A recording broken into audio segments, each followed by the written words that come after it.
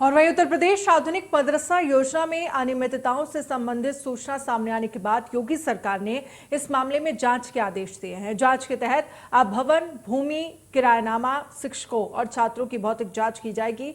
इस काम को सही तरीके से अंजाम देने के लिए योगी सरकार ने जांच कमेटी बना दी गई है। जांच कमेटी को 15 मई तक रिपोर्ट मुहैया कराने को कहा गया है।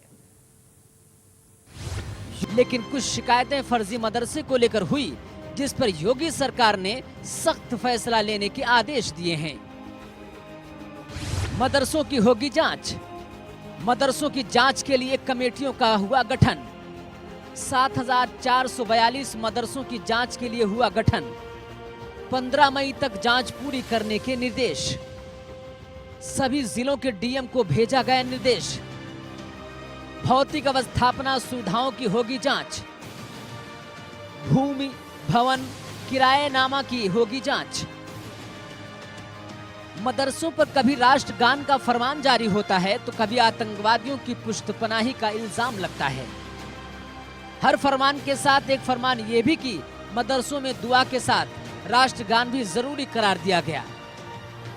अब तक स्वतंत्रता दिवस और गणतंत्र दिवस के अलावा राष्ट्रगान गाना वैकल्पिक ही रहा, ना कि अनिवार्य। लेकिन मदरसों के लिए राष्ट्रगान हर दिन अनिवार्य कर दिया गया।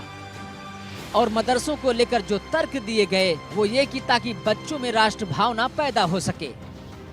ये सब सही है, लेकिन सियासत ने मदरसों को शक की नजरिए से देखने पर मजबूर कर दिया है, जबकि हकीकत यह है कि गलतफहमियों ने लोगों के एक तबके के जहनों में मदारिस के खिलाफ जहर पैदा किया है। इतिहास के पन्नों को पलट कर देखें तो इसी मदरसे से पढ़कर कई तरह के इतिहास रचने वाले पैदा हुए हैं, जैसे राजा राम मोहन राय और भारत के पहले राष्ट्रपति डॉक्टर राजेंद्र प्रसाद और मुंशी प्रेमचंद जैसी शख्सियतों ने तालीम हासिल की है इसी मदरसे से। शायद इसीलिए केंद्र सरकार मदरसों को काफी हद तक मदद देती है। लिहाजा सरकार मुस्लिम समाज को ध्यान में रखते हुए मदरसा आधुनिकीकरण योजना चला रही है। केंद्र सरकार मदरसों के लिए चलाती है खास योजना। मदरसों को आधुनिकीकरण करने पर जोर दिया जा रहा है। मुस्लिम बच्चों को आधुनिक शिक्षा देने पर जोर दिया जा रहा है। योजना के तहत मदरसे में 3 अतिरिक्त टीचर रखे जाते हैं। स्नातक शिक्षकों को 6,000, प्रास्नातक शिक्षकों को 12,000 रुपए दिए जाते हैं।